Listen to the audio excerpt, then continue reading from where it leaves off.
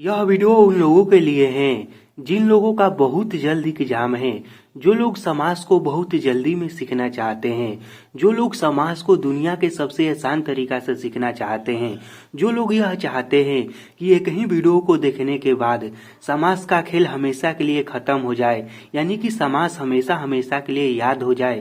तो यह वीडियो मुख्य रूप से उन्हीं लोगों के लिए है। इस वीडियो में मैं आपका ज्यादा समय नहीं लेते हुए डायरेक्ट एक ऐसा ट्रिक बताऊंगा जिसकी सहायता से आप पूरा का पूरा समास बहुत ही आसानी से सीख जाएंगे। तो चलिए इस वीडियो को हम शुरू करते हैं। तो सबसे पहले हम यह समझ लेते हैं कि आखिर समास है क्या। तो देखिए, समास का परिभाषा यह होता है कि दो या दो से अधिक शब्दों को आपस में मिलने पर जो नया शब्द बनता है उसे समास कहते हैं। समास किसे कहते हैं? तो देखिए, जब दो या फिर दो से अधिक शब्द आपस में मिलता है तो उनसे जो नया शब्द बनता है ना, उसी को तो समास कहते हैं। समास के कितने भेद होता है? तो समास के मुख्य रूप से 6 भेद होता है। अब समास के कौन कौन सा भेद है तो यह समझिए। देखिए, समास का पहला भेद है अव्ययी भाव समास, उसके बाद है तत्पुरुष समास, उसके बाद है कर्मधारय समास, उसके बाद है द्विगु समास, उसके बाद है बहुव्रीहि समास, उसके बाद है द्वंद्व समास। अब देखिए, यहाँ पर जो मैं नंबर दिया हूँ, यह नंबर आपको आगे पीछे भी मिल सकता है, तो नंबर पर मत जाइएगा, मुख्य रूप से भेद को समझिएगा कि भेद कौन कौन सा है। तो एक हो गया अव्ययी भाव समास, तत्पुरुष समास, कर्मधारय समास, द्विगु समास, बहुव्रीहि समास और द्वंद्व समास। अभी तक हमने समझा कि समास किसे कहते हैं और समास के कितने भेद होता है।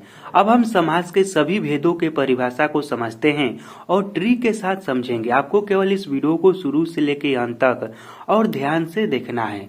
आपको समास सिखाने की गारंटी मैं लेता हूँ। तो चलिए, अब हम सबसे पहले यह समझ लेते हैं कि अव्ययी भाव समास क्या है। तो देखिए, इसका ट्रिक क्या है कि जिस समास के पहले अव्यय लगा रहता है या उपसर्ग लगा रहता है उसे ही अव्ययी भाव समास कहते हैं। इसका मुख्य रूप से पहचान यही है कि जिस समास के पहले अव्यय लगा रहता है उसे अव्ययी भाव समास कहते हैं। जैसे कि हो गया प्रतिदिन, यथा संभव, धीरे धीरे। इन सभी शब्द में आप देखेंगे तो इस शब्द के पहले अव्यय लगा है। देखिए, प्रतिदिन में प्रति अव्यय है, यथा संभव में यहाँ पर यथा जो है ना यह अव्यय है, यहाँ पर प्रति अव्यय है। इसके बाद तीसरा उदाहरण है धीरे धीरे। तो यहाँ पर एक बात समझिए। देखिए, जब एक ही शब्द 2 बार रिपीट करता है ना, तो वह भी अव्ययी भाव समासी होता है।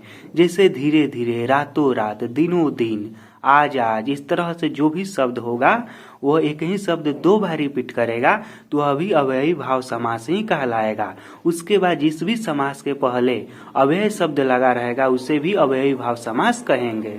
अब हम समझते हैं कि तत्पुरुष समास किसे कहते हैं। तो देखिए, इसका ट्रिक यह है कि जिस समास को विग्रह करने पर उसके बीच में कारक आता है उसे ही तत्पुरुष समास कहते हैं। अब कारक क्या है? तो देखिए, जैसे कि आप लोग पढ़े होंगे ना कि कर्ता ने, कर्म को, करण से, यह सब क्या है? यह सब कारक के शब्द हैं। और आप नहीं भी पढ़े हैं तो याद कर लीजिए कि जिस भी समास को आप विग्रह करेंगे तो उसके बीच में को, के लिए, में, पय, पर, से, यह सब शब्द आता है तो वह कौन सा समास होगा? वह होगा तत्पुरुष समास। तत्पुरुष समास क्या है? तो वह समास है जिसका विग्रह करने पर उसके बीच में कारक आता है। जैसे कि यहाँ पर देखिए शब्द हैं चिड़िया मार, यानी कि चिड़िया को मार, इसको विग्रह करेंगे तो को आएगा। रोग मुक्त, यानी कि रोग से मुक्त। उसके बाद गौशाला, यानी कि गाय के लिए शाला। यह शब्द जो भी शब्द है ना, यह सब क्या है? यह सब तत्पुरुष समास हैं। यदि यह ट्रिक आपको समझ में आ रहा हो, अगर यह वीडियो अच्छा लग रहा हो तो इस वीडियो को जल्दी से लाइक कर दीजिए। उसके बाद तीसरा समझिए कि कर्मधारय समास क्या है। देखिए, यहाँ पर मैं आपको जल्दी में समझाने की कोशिश कर रहा हूँ क्योंकि आपके पास भी समय कम है और आपको ट्रिक के साथ सीखना भी है। अब कर्मधारय समास क्या है? तो वह समास क्या है? तो वह समास जिसका पहला शब्द दूसरे शब्द की विशेषता बताता हो उसे ही कर्मधारय समास कहते हैं। इसमें देखिए, हमें मुख्य रूप से यह देखना है कि क्या उसका पहला शब्द उसके दूसरे शब्द का विशेषता तो नहीं बता रहा है ना। यदि विशेषता बता रहा है तो वह हो जाएगा कर्मधारय समास। जैसे कि महात्मा, महान है जो आत्मा, यानी कि यह आत्मा का विशेषता बता रहा है कि आत्मा कैसा है? तो महान है। यहाँ पर अगला शब्द है सुपुत्र, यानी कि पुत्र की यह विशेषता बता रहा है कि पुत्र कैसा है, सुपुत्र है यानी कि अच्छा है।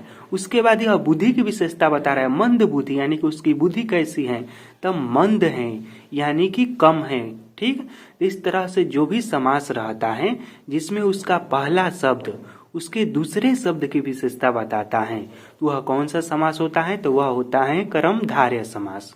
अब हम समझते हैं कि द्विगु समास किसे कहते हैं। तो देखिए, जिस समास का पहला पद संख्यावाचक हो उसे द्विगु समास कहते हैं, यानी कि जिस समास का पहला पद संख्या को बताता है उसे ही तो द्विगु समास कहते हैं। और यह समास में सबसे आसान समास है। जैसे कि देखिए, नवरात्र, दोपहर, चौराहा, यह सब कौन सा समास है, यह सब द्विगु समास है, क्योंकि इनका पहला शब्द संख्या को बताता है। 9 मने 9, 2 मने 2 संख्या है, चौराहा यानी कि इससे 4 संख्या के बारे में मालूम चलता है।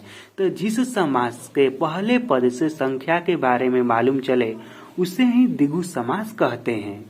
अब हम समझते हैं कि बहुव्रीहि समास क्या है। तो देखिए, जिस समास का अर्थ किसी तीसरे शब्द का निकलता हो उसे ही बहुव्रीहि समास कहते हैं, यानी कि जो समास अपने दोनों शब्दों का अर्थ न बताकर किसी तीसरे शब्द का अर्थ बताता है उसे ही बहुव्रीहि समास कहते हैं। जैसे कि लंबोदर, लंबा है जिसका उदर, इसका यह दोनों शब्द हो गया, लेकिन यह इसका अर्थ नहीं बता रहा है। लंबोदर का अर्थ होता है गणेश भगवान, यानी कि गणेश भगवान को लंबोदर कहा जाता है। और बहुव्रीहि समास का मुख्य रूप से यह भी पहचान होता है या ट्रिक होता है, इसमें देवी देवताओं का नाम रहता है, यानी कि देवी देवताओं से संबंधित शब्द रहता है। जैसे कि लंबोदर हो गया, नीलकंठ हो गया, नीला है जिसका कंठ, कौन है, तो भगवान शंकर जी। दशानन, 10 है जिसका आनंद, कौन है, यह रावण है। और हाँ, देखिए यहाँ पर कुछ लोग इसमें कंफ्यूज रहते हैं कि दशानन जो है इसमें 10 संख्या आ रहा है, तो क्या यह द्विगु समास हो सकता है, क्योंकि द्विगु समास भी तो वही कहता है ना कि जो समास संख्या को बताता है उसे ही द्विगु समास कहते हैं ना, कि जिस समास का प्रथम पद संख्यावाचक हो उसे द्विगु समास कहते हैं। और इसमें देखिए, दशानन में भी जो पहला शब्द है 10, यह भी संख्या को बताता है, तो क्या यह द्विगु समास हो सकता है। तो देखिए, दशानन द्विगु समास नहीं हो सकता है। जानते हैं क्यों, क्योंकि यह देखिए, जो भी हम द्विगु समास के उदाहरण को समझते हैं, जैसे कि नवरात्र हो गया, दोपहर हो गया, इसका डायरेक्ट यही अर्थ निकलता है। दोपहर से मतलब दोपहर होता है, इसके अलावा इसका कोई अर्थ नहीं निकलता है। चौराहा का मतलब चौराहा होता है, इसका कोई दूसरा या तीसरा अर्थ नहीं निकलता है। लेकिन जो बहुव्रीहि समास है यह कहता है कि यह जो शब्द है समास का, इसका अर्थ न निकलकर किसी और शब्द का अर्थ निकलता है। जैसे कि दशानन हम कहते हैं, इसमें 10 आनन, इसका मतलब नहीं निकलता है, इसका अर्थ रावण से होता है। ठीक, इसलिए यह कौन सा समास है, इसलिए यह बहुव्रीहि समास है। तो बहुव्रीहि समास क्या है, वह समास है जिसका विग्रह करने के बाद वह किसी तीसरे शब्द का अर्थ बताता है, या फिर जिसमें देवी देवताओं का नाम या उससे संबंधित शब्द आता है, वही होता है बहुव्रीहि समास। अब हम समझते हैं कि द्वंद्व समास किसे कहते हैं। तो देखिए, इसका भी परिभाषा बहुत ही आसान है। जिस समास का दोनों पद प्रधान हो उसे द्वंद्व समास कहते हैं। जैसे दिन रात, अपना पराया, अन्न और जल, इसका दोनों पद आपस में बराबर होगा, दोनों पद में जोड़ होगा। दोनों पद क्या कहेगा कि मैं प्रधान हूं, मैं प्रधान हूं, इसमें कोई भी पद एक दूसरे से कम नहीं लगेगा। तो इस तरह के जो शब्द होगा उसे कौन सा समास कहेंगे, उसे कहेंगे द्वंद्व समास। अगर यह वीडियो आपको अच्छा लगा होगा और इस वीडियो को देखने के बाद समास आप सीख गए होंगे, तो इस वीडियो को जल्दी से लाइक कर दीजिए और इस वीडियो के बारे में अपना कमेंट हमें लिखकर जरूर बताइएगा कि यह वीडियो आपको कैसा लगा। और हाँ, यह वीडियो भले ही आपको बहुत कम समय में पूरे समास को सिखा देता है, लेकिन इस वीडियो को बनाने में मुझे बहुत अधिक लंबा समय लगा है। तो इस वीडियो को जरूर लाइक कीजिएगा और हाँ, अपने दोस्तों में भी शेयर कर लीजिएगा ताकि वो लोग भी जल्दी से समास को सीख लें। फिर मिलेंगे आपसे बहुत ही जल्द किसी अगले वीडियो में। इस वीडियो को देखने के लिए धन्यवाद।